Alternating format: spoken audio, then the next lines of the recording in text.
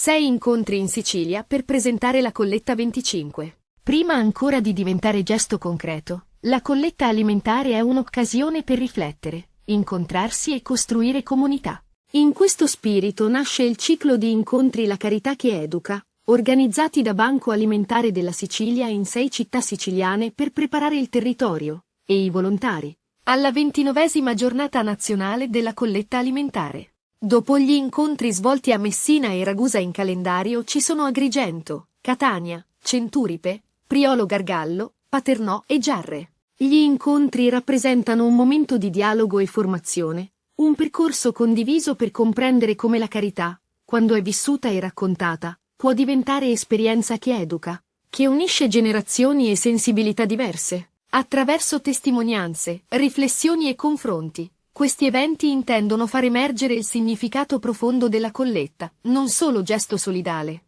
ma cammino di consapevolezza e di relazione con chi vive la fragilità. La colletta alimentare, che si terrà sabato 15 novembre in tutta Italia e in Sicilia, sarà il naturale approdo di questo percorso in cui la riflessione si fa azione. Ad Agrigento l'incontro si terrà venerdì 7 novembre ore 17:30, al Circolo dei Nobili, via Atenea.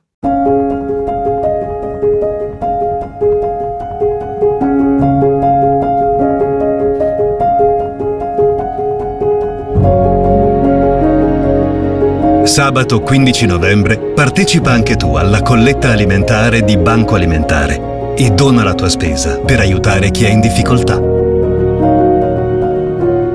Colletta alimentare. Un piccolo gesto, un aiuto concreto.